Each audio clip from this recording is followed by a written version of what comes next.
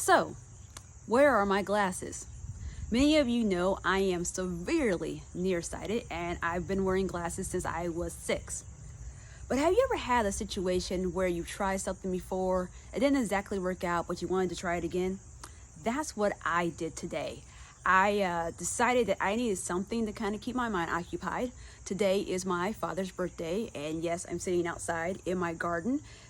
I'm across from my garden, so I can always see my father's hands, and he's planting rosemary. I needed something to occupy my mind, so I just said to myself, Shantae, you had a prescription for contacts about a decade ago, and you didn't like them. How about we try this again? So you're probably wondering, I thought this was the book talk. Not only did I try contacts again, and I literally had these things in for a few hours, so if it looks like I'm squinting, I probably am, because I'm just still getting used to them again in my eyes. The other thing I tried again was reading romance. I'm Educator Barnes. I was an English teacher for nearly a decade. I'm a literacy coach, a former elementary librarian, and I love to read, and I love to tell you about what I'm reading in hopes that you will read. So let's talk about this romance book I just read over the summer. It was Before I Let Go by Kennedy Ryan. I read this book as part of the Blazing Brilliance book clubs. I'm the CEO and founder of Blazing Brilliance, which is the education consulting company, and we launched our first book club this summer called the Stockton Sisters Summer Book Club. Stockton is my maiden name. My co-host was my younger sister, Alice. And Alice loves to read romance, even though she knows Big Sis does not.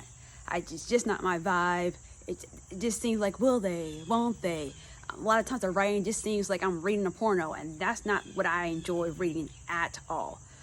So when we decided to pick books, this was the book she picked, and there was part of me like, oh, you did this on purpose.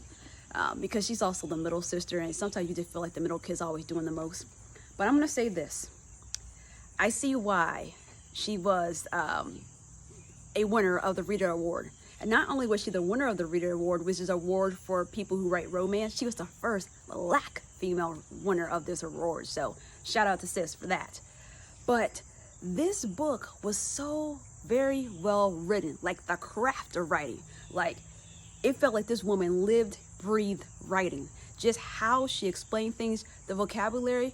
I looked up 5 words reading this book, and it's not that this book had a hard readability, but she would put in words where, like, yeah, I'm a former English teacher, I can use the context clues and know what the word sort of means, but I'm like, I haven't really heard that word before, so I looked up 5 words, and people who are in our book club, I actually dumped those 5 words into the book club that I looked up, and now that I'm saying this out loud, I should have had those words with me, so maybe I'll do that in another post. So what is this book about? This book centers around Josiah and Yasmin Wade.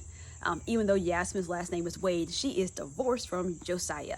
They have been divorced for a couple of years, and there were several tragedies that happened, and those tragedies kind of built up to be like the straw that broke the camel's back, and they divorced.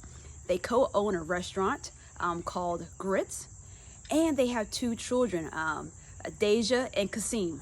Deja, she's older, 8th grade, if I recall correctly, and then Kasim is in elementary school, and they go to this private school. The setting of this book is in Georgia, and their lives continue to intersect because they have decided to co-parent. Yasmin kept their house. Josiah bought a house a few streets over, and as they are intermingling, they start to think like, maybe something's still there. And so even though this may sound like a will they, won't they, which I expressed that I didn't like, it didn't give me that vibe. It was really exploring the tragedies that happen in life that they couldn't withstand together as a couple, and how they're going to have to work through those if they're going to decide to do this thing called life together as a couple. The other thing I would say, yes, it's a romance novel. Yes, there's sex in this novel, but it wasn't written in like a like a pornographic way. It was very thoughtful. It was very sensual. So I really like Hitchcock movies, Alfred Hitchcock movies, because there's this build up, there's this suspense. It's not just gore, which is why sometimes I have problems with the horror genre when it comes to movies, because I'm like, I'm not squeamish at all. I can watch anything happening on the screen. I'm just like, oh, more gratuitous violence. Where's the plot? So for me, even though you could tell that a couple characters throughout the book, they're probably going to have sex with each other, it was the way that she wrote it. It was like all these sensual things. It wasn't just about private body parts. It was just about like the hair, the curve of the lips, the curve of the hips, the broadness of shoulders, how pants fit on a body, when somebody moves. Like, there's all those little details that sometimes when people are poor writers, especially when they're writing romance, they leave all that stuff out, and all they tell you is about a big behind, big chest, and how big or how well endowed the guy is. This book was not like this. And this book dealt with trauma. In the beginning of the book, the author had a note that she has some people that she consulted, because the book does include talks about depression, talks about stillbirth, talks about suicide ideation. And I really appreciated that. And I believe those topics were handled with care within this book. I can't say the same for other books that I read, but I'm not going to slander those people on here. The only thing that I didn't like, which had nothing to do with the quality of the book, was the audio book. Because y'all know, if a book has an audio book, I try to listen to it, so I can tell y'all about that too.